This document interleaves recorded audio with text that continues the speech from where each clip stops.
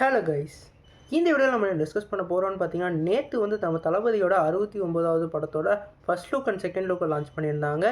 இந்த first look and second லுக்கில் என்னென்ன ஹிடன் டீடைல்ஸ்லாம் ப்ளேஸ் பண்ணியிருக்காங்கன்னு சொல்லிட்டு இந்த வீடியோ நம்ம டீட்டெயிலாக டிஸ்கஸ் பண்ணுவோம். அதுக்கு மேலே நீங்கள் இந்த சேனலுக்கு புதுசாக இருந்தால் இந்த சேனலை சப்ஸ்கிரைப் பண்ணி பெல் ஐக்கனோட கிளிக் பண்ணி வச்சுக்கோங்க. வாங்க நம்ம வீடியோக்குள்ளே போகலாம். நம்மளோட தளபதியோட 69க்கு வந்து நேற்று வந்து ஜனநாயகன்னு சொல்லிட்டு டைட்டில் வச்சுருந்தாங்க.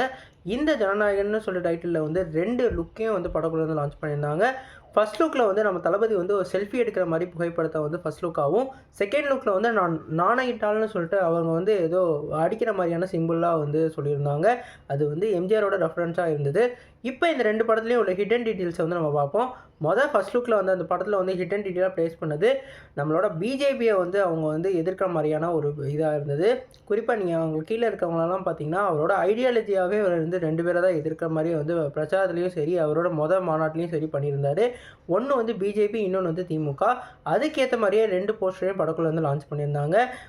அந்த செல்ஃபியில் வந்து பார்த்திங்கன்னா, அவங்க வந்து எதிர்க்கிற மாதிரியே வந்து காமிச்சிருந்தாங்க. 2வது வந்து போஸ்டரில் பார்த்திங்கன்னா, நாணயிட்டால்னு சொல்லிட்டு அவர் வந்து இது வந்து இப்போ சர்வாகர ஆட்சி நடந்துக்கிட்டு இருக்கு, நான் வந்து இதை மாத்திரம் பாருன்ற மாதிரி திமுகவுக்கு அப்படியே அகேன்ஸ்டாக இருக்கிற மாதிரி அந்த போஸ்டர் டிசைன் பண்ணியிருக்காங்க. நம்ம வினோத்தை பொறுத்த வரைக்கும் அவர் ஒவ்வொரு ஜானர்லேயும் வந்து அவரோட ஐடியாலஜியும் சரி, அவரோட ஐக்யூனஸையும் யூனிக்கான ஒரு வேவை கன்வெர்ட் பண்ணுவார். குறிப்பாக சொல்லணும்னா, சதுரங்க வேட்டையில் வந்து ஒரு தீஃப் எப்படியெல்லாம் வந்து ஏமாற்றுவான்றதை காமிச்சிருப்பார். அதே மாதிரி தீரன் அதிகாரம் 1ல் ஒரு ஹானஸ்டான போலீஸ்மேனுக்கு எவ்வளோ வந்து ரெக்ரெஸ்டேஷன் பண்ணுறாங்க, அவரை கடைசியில் எந்த பொசிஷனில் வச்சுருக்காங்கன்னு சொல்லிட்டு கிளியராக காமிச்சார்.